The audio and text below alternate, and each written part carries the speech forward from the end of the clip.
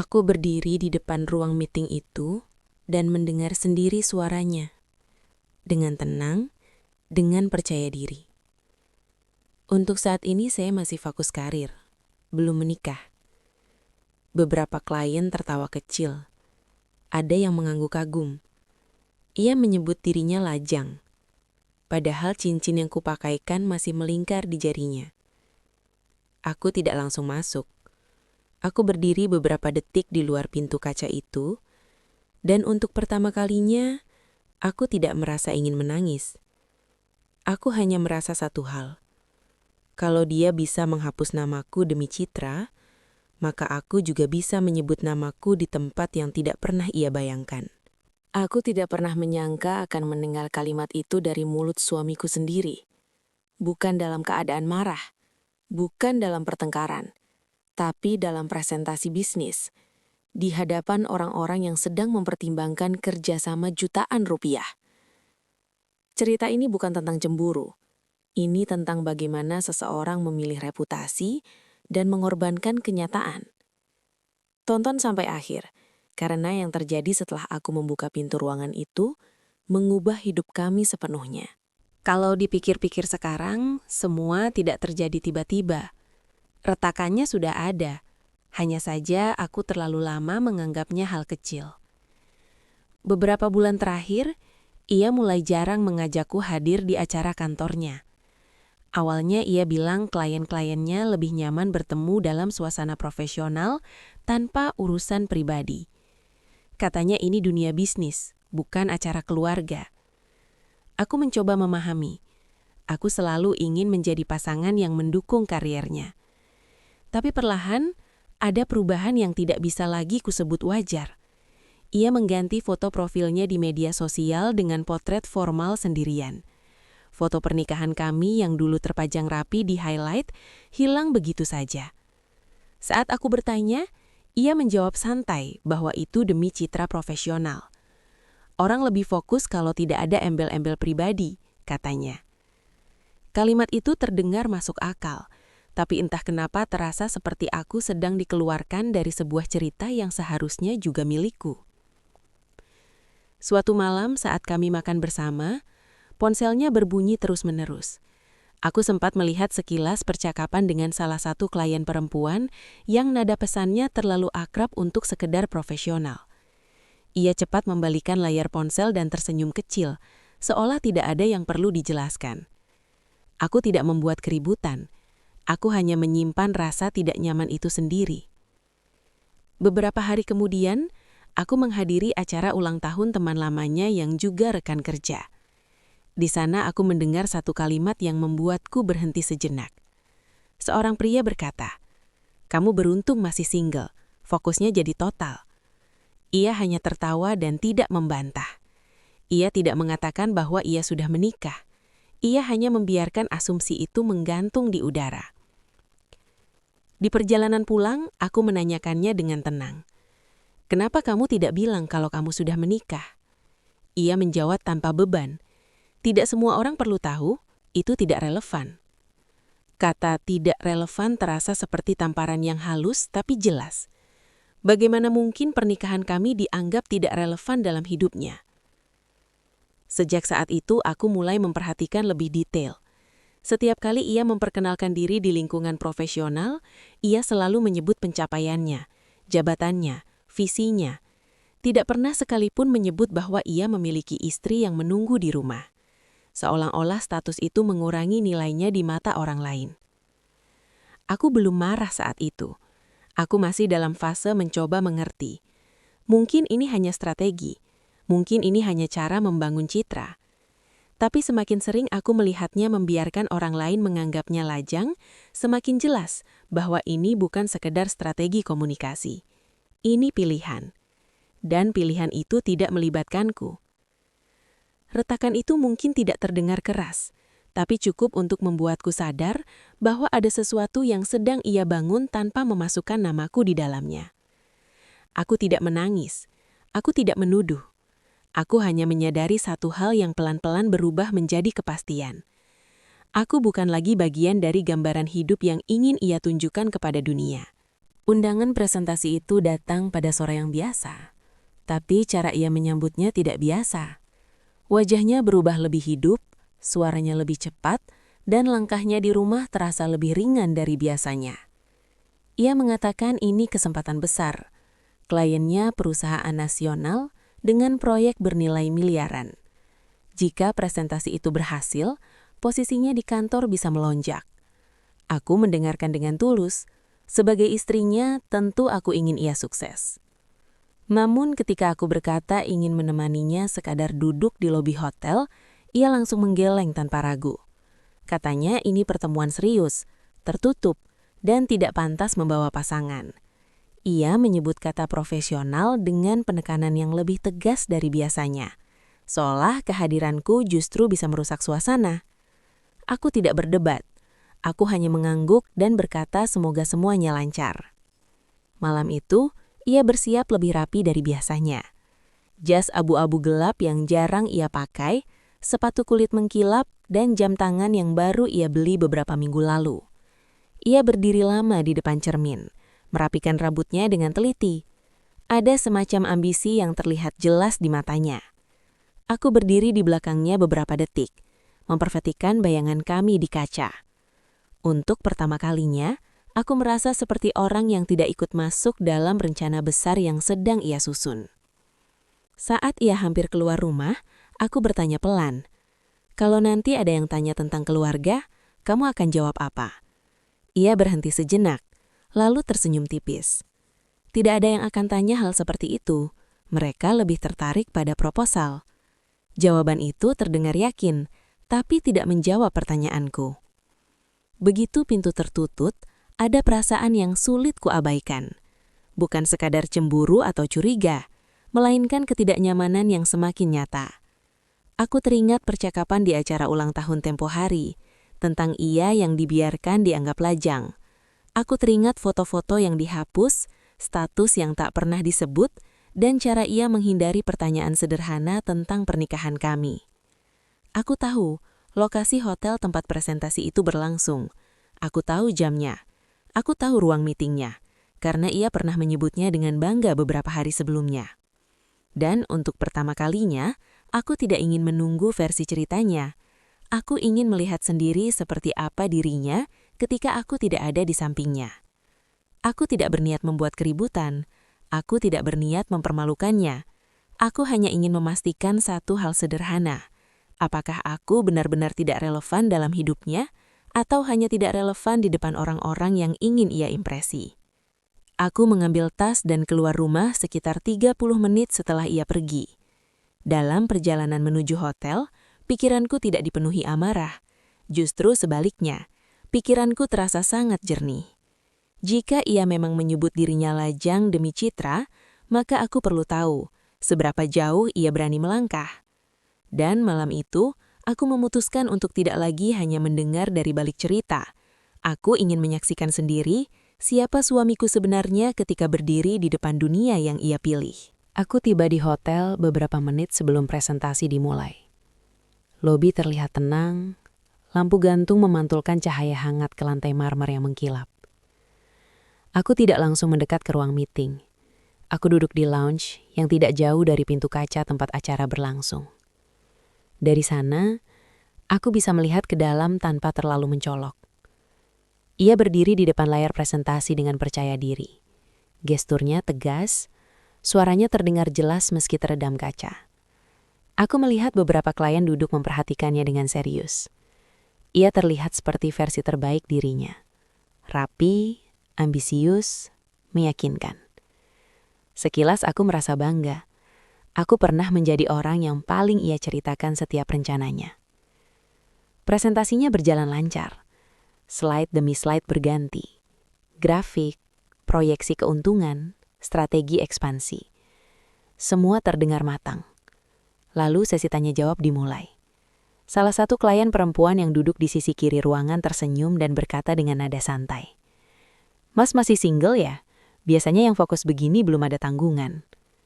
Pertanyaan itu ringan, bahkan terdengar bercanda. Aku menunggu. Aku menunggu satu kalimat sederhana darinya. Ia tersenyum balik, mengangguk kecil, dan menjawab tanpa jeda. Iya, untuk sekarang masih sendiri, belum menikah. Beberapa orang tertawa kecil. Ada yang berkomentar tentang kebebasan dan fleksibilitas. Ia ikut tertawa.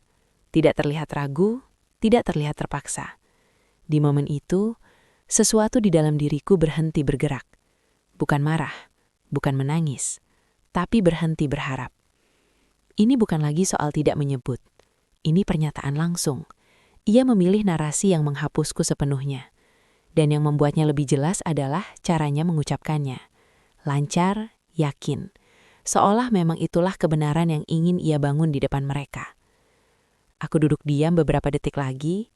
Dadaku terasa berat. Tapi pikiranku justru semakin tenang. Aku mulai melihat pola yang lebih besar. Ia tidak sekedar ingin terlihat profesional. Ia ingin terlihat bebas, tanpa komitmen, tanpa tanggung jawab rumah tangga. Seolah status menikah mengurangi daya tariknya di mata klien. Aku memperhatikan tangannya. Cincin yang dulu ia pakai setiap hari tidak lagi ada di sana. Dan untuk pertama kalinya, aku tidak merasa kecil. Aku merasa jelas. Jika ia bisa berdiri di ruangan itu dan menghapus keberadaanku dengan satu kalimat, maka aku juga punya hak untuk berdiri di ruangan yang sama dan menyebut namaku sendiri. Aku berdiri dari kursi lounge dengan langkah perlahan. Jantungku berdetak cepat, tapi bukan karena takut. Lebih karena kesadaran bahwa setelah ini, tidak ada lagi yang sama. Aku berjalan menuju pintu kaca itu. Suara presentasinya masih terdengar samar di balik kaca. Ia sedang menjelaskan proyeksi 5 tahun ke depan. Masa depan yang ia bangun tanpa memasukkan diriku di dalamnya. Tanganku menyentuh gagang pintu. Dan di titik itu, aku tidak lagi merasa sebagai istri yang ditinggalkan. Aku merasa sebagai seseorang yang akan menghentikan kebohongan sebelum menjadi kebenaran yang diterima semua orang. Tanganku masih memegang gagang pintu ketika aku menarik nafas dalam-dalam. Dari balik kaca, ia masih berbicara dengan penuh keyakinan tentang proyeksi pertumbuhan dan komitmen jangka panjang. Kata-katanya terdengar rapi, terstruktur, dan meyakinkan. Ironisnya, ia sedang berbicara tentang konsistensi dan integritas bisnis. Aku hampir tersenyum pahit mendengarnya. Aku membuka pintu itu perlahan. Suara engselnya cukup terdengar untuk membuat beberapa kepala menoleh. Ia berhenti di tengah kalimat ketika matanya menangkap sosokku berdiri di ambang pintu. Wajahnya berubah dalam sepersekian detik. Dari percaya diri menjadi terkejut. Dari tenang menjadi tegang. Aku melangkah masuk tanpa tergesa. Ruangan itu tidak besar, tapi cukup formal. Meja panjang, layar presentasi menyala, dan 5 orang klien duduk menghadapnya. Semua mata kini beralih kepadaku. Ada yang bisa dibantu? Salah satu klien pria yang sejak tadi diam bertanya. Aku mengangguk kecil. Suaraku tidak bergemetar ketika akhirnya berbicara. Maaf mengganggu, saya hanya ingin klarifikasi satu hal yang tadi disebut. Ia mencoba memotong. Ini urusan internal, nanti saja. Aku menatapnya dan melanjutkan kalimatku tanpa meninggikan suara. Perkenalkan, nama saya Alia. Saya istrinya. Keheningan turun dengan cepat dan berat. Tidak ada yang tertawa kali ini. Salah satu klien pria menatapnya dengan ekspresi bingung. Tadi Anda bilang belum menikah. Ia terlihat mencari kata-kata. Tangannya yang memegang remote presentasi sedikit bergetar. Itu hanya konteks pembicaraan. Maksud saya belum ada tanggungan anak. Alasannya terdengar lemah bahkan sebelum selesai diucapkan. Aku tidak perlu menambahkan drama. Aku tidak perlu mengulang fakta. Cincin di jariku cukup jelas. Tatapanku juga.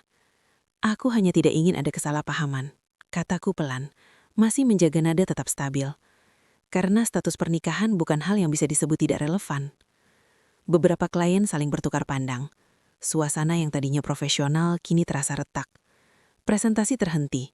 Proyektor masih menyala, tapi tidak lagi menjadi pusat perhatian. Ia mencoba tersenyum untuk menyelamatkan keadaan. Mari kita fokus ke materi utama. Hal pribadi tidak mempengaruhi kerjasama. Salah satu klien pria yang sejak tadi diam akhirnya berbicara. Justru integritas pribadi sering mencerminkan integritas profesional. Kalimat itu tidak keras, tapi cukup untuk membuatnya terdiam. Aku tidak tinggal lebih lama dari yang perlu. Aku tidak ingin adegan ini berubah menjadi pertengkaran terbuka. Tugasku hanya satu, menyebut namaku di ruangan tempat ia memilih menghapusku. Sebelum keluar, aku menatapnya sekali lagi. Bukan dengan marah, bukan dengan menang, hanya dengan kejelasan yang mungkin baru ia lihat malam itu. Pintu tertutup kembali di belakangku. Di luar ruangan, aku bisa mendengar suaranya mencoba melanjutkan presentasi. Tapi nadanya tidak lagi sama, tidak lagi penuh keyakinan. Dan untuk pertama kalinya sejak semua ini dimulai, tekanan itu bukan lagi ada di dadaku. Tekanan itu telah berpindah ke tempat yang seharusnya. Aku tidak langsung pulang setelah keluar dari ruang meeting itu. Aku berdiri beberapa menit di lorong hotel yang sunyi, mencoba menstabilkan napas. Tanganku tidak gemetar. Suaraku tadi juga tidak pecah.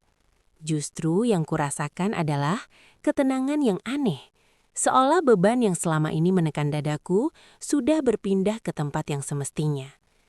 Beberapa menit kemudian, pintu ruang meeting terbuka. 2 orang klien keluar lebih dulu, dengan wajah serius.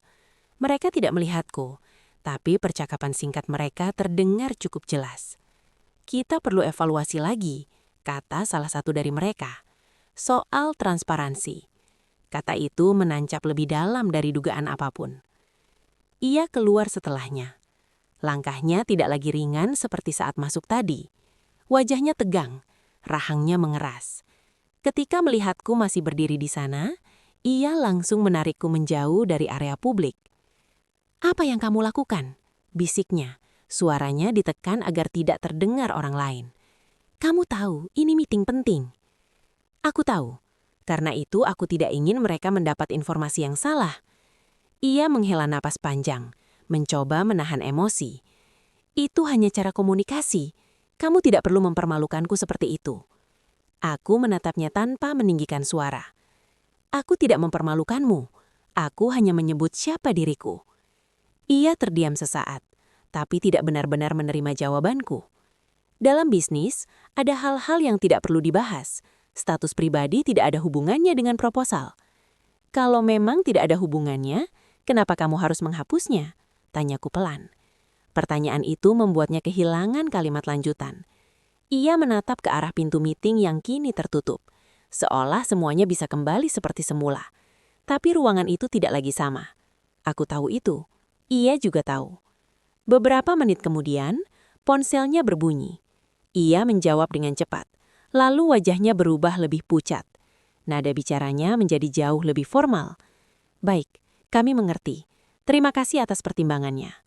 Setelah telepon ditutup, ia tidak langsung menatapku.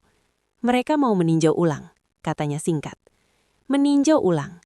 2 kata yang terdengar sopan, tapi artinya jelas. Kepercayaan yang semula hampir didapat, kini goyah. Ia menatapku dengan campuran marah dan panik. "Kamu puas sekarang?" Aku menggeleng pelan. "Aku tidak pernah datang untuk menghancurkan dealmu. Aku datang karena kamu menghapusku." Ia mengusap wajahnya dengan kedua tangan, seperti seseorang yang menyadari rencana besarnya mulai retak. Untuk pertama kalinya, aku melihat bukan hanya marah, tapi kekhawatiran nyata di matanya. Reputasi yang ia bangun perlahan kini dipertanyakan hanya karena satu kebohongan yang menurutnya kecil. Kami berjalan ke parkiran tanpa banyak bicara. Di dalam mobil, keheningan terasa lebih berat daripada pertengkaran. Ia tidak lagi berbicara tentang proyeksi keuntungan atau peluang besar. Ia berbicara tentang resiko kehilangan klien dan dampaknya pada kariernya. Dan di titik itu, aku menyadari sesuatu yang sangat jelas. Yang runtuh bukan hanya presentasinya.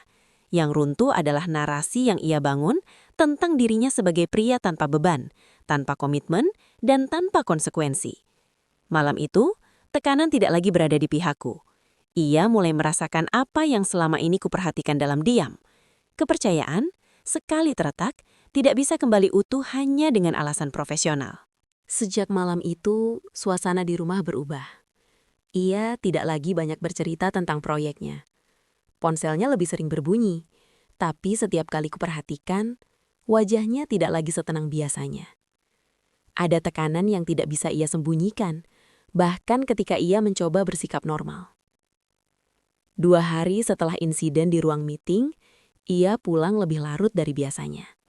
Jasnya masih rapi, tapi ekspresinya lelah. Ia duduk di sofa tanpa langsung berbicara. seolah sedang menyusun kata-kata yang tidak mudah diucapkan. Aku tidak mendesaknya. Aku menunggu. Mereka resmi menunda kerjasama, katanya akhirnya. Alasannya bukan teknis. Mereka bilang perlu memastikan stabilitas dan transparansi tim. Transparansi. Kata itu kembali muncul, seperti gema dari ruangan hotel malam itu. Aku tidak tersenyum, tidak menyindir. Aku hanya bertanya, "Dan menurutmu itu karena apa?" Ia menatapku dengan campuran frustrasi dan pembelaan diri. "Karena kamu masuk dan membuat semuanya terlihat seperti kebohongan besar, padahal itu hanya cara menyampaikan informasi." Cara menyampaikan. Ulangku pelan. "Kamu bilang belum menikah. Itu bukan cara menyampaikan. Itu fakta yang kamu ubah." Ia berdiri dan berjalan beberapa langkah, mencoba mengendalikan emosi. Dalam dunia bisnis, citra itu penting. Klien ingin bekerja dengan orang yang fleksibel, tidak terikat, fokus penuh. "Jadi, pernikahan kita membuatmu terlihat kurang fleksibel?" tanyaku, tetap menjaga nada suara. Ia tidak langsung menjawab. Diamnya justru lebih jujur daripada pembelaannya. Aku melihat dengan jelas bagaimana ia memandang status kami sebagai beban reputasi, bukan sebagai komitmen yang seharusnya dihormati. "Kamu tidak mengerti tekanan di luar sana," katanya akhirnya. "Satu kesalahan kecil bisa membuat peluang besar hilang." Aku mengangguk pelan. "Dan satu kebohongan kecil bisa membuat kepercayaan hilang." Kalimat itu menggantung di antara kami. Beberapa hari berikutnya, dampaknya semakin nyata. Ia dipanggil manajemen untuk klarifikasi, karena salah satu klien menyampaikan kekhawatiran soal inkonsistensi informasi pribadi. Bukan karena mereka peduli pada rumah tangganya, tetapi karena mereka melihat celah dalam integritas. Jika hal sederhana seperti status pernikahan bisa disembunyikan, bagaimana dengan detail kontrak atau komitmen proyek?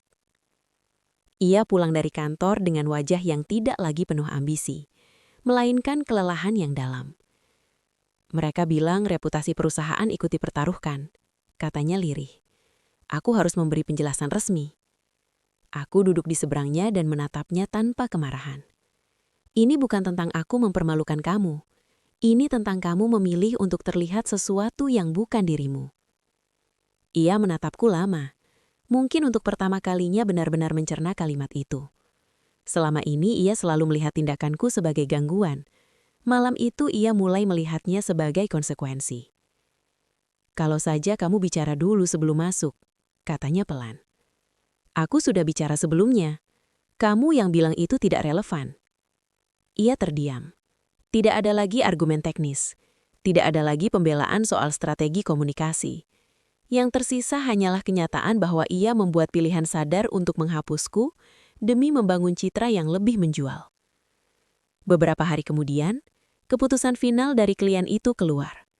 Kontrak resmi dibatalkan. Bukan hanya ditunda, dibubarkan. Alasannya tertulis jelas dalam email yang ia tunjukkan kepadaku dengan tangan sedikit gemetar. "Kami menghargai profesionalisme, namun kami membutuhkan mitra dengan konsistensi nilai yang jelas." Nilai. Bukan performasi, bukan angka. Nilai. Ia duduk diam cukup lama setelah membaca ulang kalimat itu. Aku tidak berkata apa-apun. Tidak ada rasa puas dalam diriku. Hanya kejelasan. "Kamu tahu apa yang paling menyakitkan?" katanya akhirnya. "Aku hampir mendapatkannya." Aku menatapnya dan menjawab pelan. "Kamu hampir mendapatkannya dengan menjadi seseorang yang bukan dirimu." Kalimat itu membuatnya menunduk. Untuk pertama kalinya sejak semua ini bermula, ia tidak lagi menyalahkanku. Tidak lagi menyebutku pengganggu. Ia mulai melihat gambaran utuhnya. Yang hancur malam itu bukan hanya kontrak besar.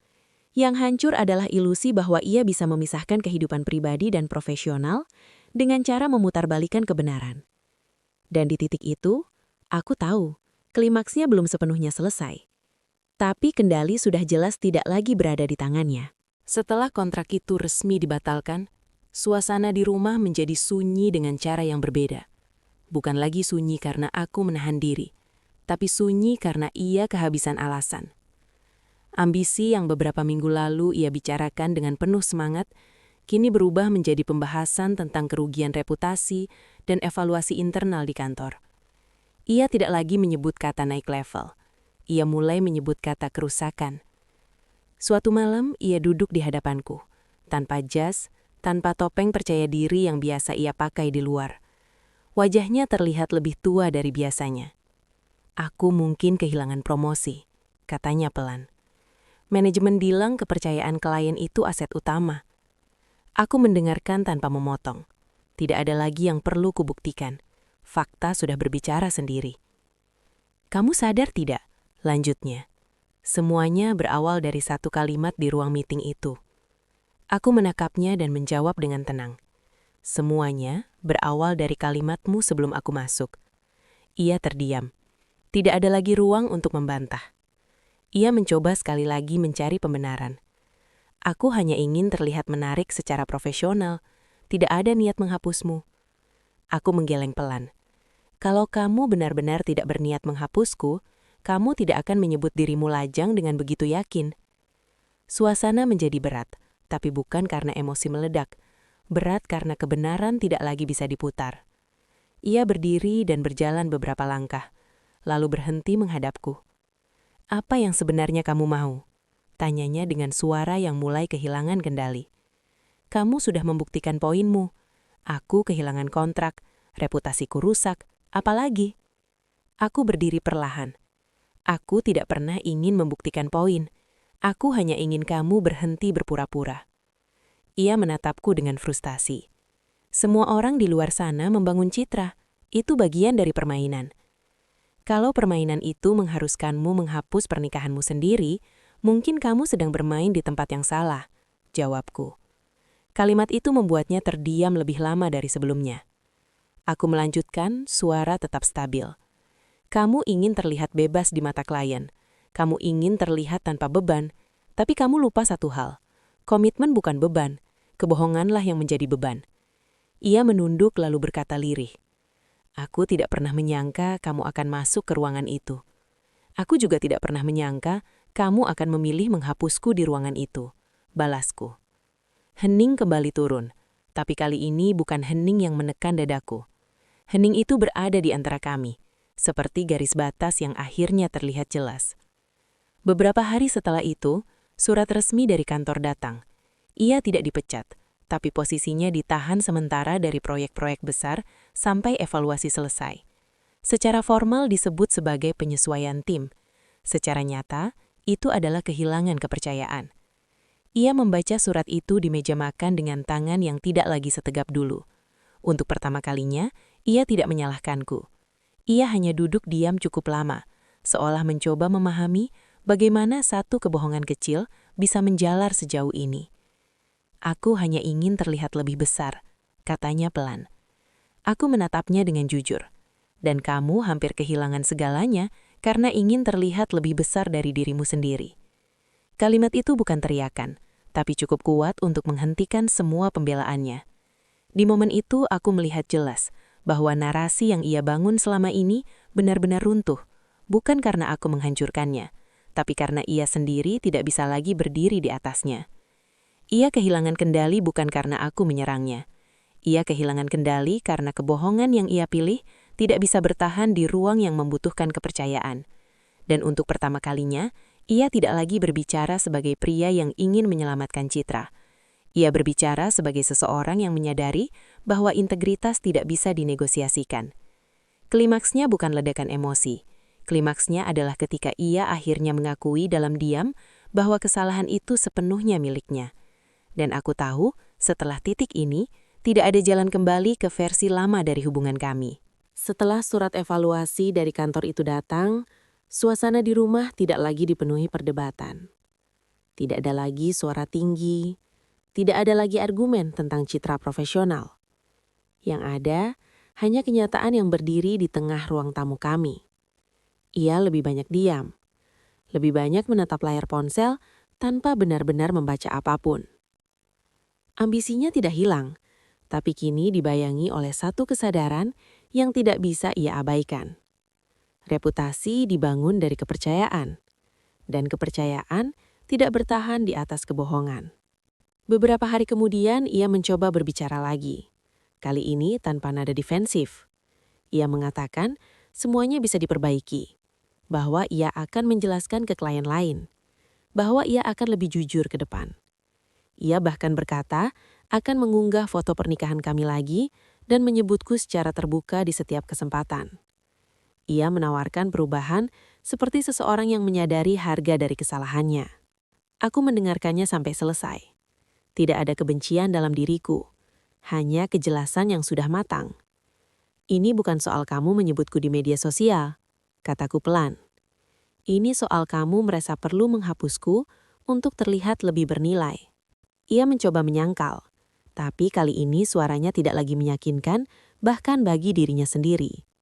Ia tahu bahwa yang kulihat bukan sekadar satu kalimat di ruang meeting. Aku melihat pola pikirnya. Aku melihat bagaimana ia memandang pernikahan sebagai variabel yang bisa disesuaikan demi keuntungan. Aku tidak ingin kehilangan kamu, katanya akhirnya. Kalimat itu terlambat. Aku berdiri dan berjalan ke kamar, mengambil map berisi dokumen yang sudah beberapa hari kusiapkan. Bukan karena emosi sesaat, tapi karena keputusan yang kupikirkan dengan tenang sejak malam di hotel itu. Aku meletakkan map itu di atas meja. Aku sudah mengajukan gugatan cerai, ucapku tanpa suara gemetar. Ia menatapku lama, seolah berharap aku sedang bercanda. Kamu serius? Aku serius sejak kamu bilang belum menikah di depan orang lain. Keheningan setelah itu berbeda dari semua keheningan sebelumnya. Ini bukan lagi jeda sebelum argumen. Ini titik akhir. Ia mencoba mengatakan bahwa semua orang bisa salah, bahwa ia hanya terjebak tekanan karir. Aku mengangguk, karena memang benar, semua orang bisa salah. Tapi tidak semua orang memilih untuk mempertahankan kebohongan ketika sudah tahu itu salah. Aku tidak membencimu, kataku jujur. Tapi aku tidak bisa hidup dengan seseorang yang merasa perlu menghapusku agar terlihat lebih bersukses. Ia duduk perlahan, seperti seseorang yang akhirnya menerima bahwa tidak semua kerugian bisa diperbaiki dengan strategi baru. Kontrak bisa dicari lagi. Reputasi bisa dipulihkan perlahan. Tapi kepercayaan yang retak di ruang publik tidak mudah kembali. Proses hukum berjalan tanpa drama. Tidak ada perebutan aset yang rumit. Tidak ada saling menjatuhkan. Kami menyelesaikan semuanya secara dewasa. Seperti dua orang yang sama-sama sadar bahwa jalan mereka tidak lagi sejajar. Ketika hakim mengetuk palu dan menyatakan pernikahan kami resmi berakhir, aku tidak merasa hancur. Aku merasa ringan. Beberapa minggu setelahnya aku mendengar ia masih berusaha membangun kembali karirnya. Mungkin ia akan berhasil. Mungkin tidak. Tapi itu bukan lagi bagian dari hidupku. Yang kupelajari dari semua ini sederhana tapi dalam. Harga diri bukan sesuatu yang bisa ditunda demi menjaga reputasi orang lain. Jika seseorang merasa harus menyembunyikanmu untuk terlihat lebih berharga, maka ia sudah memberitahu bagaimana ia menilaimu. Malam itu di ruang meeting, aku tidak masuk untuk mempermalukannya. Aku masuk untuk menyebut namaku. Dan ternyata itu cukup untuk mengubah segalanya. Aku tidak lagi berdiri di balik pintu kaca, menunggu diakui. Aku berjalan masuk, menyebut siapa diriku, dan memilih keluar ketika aku tahu aku tidak lagi dihargai.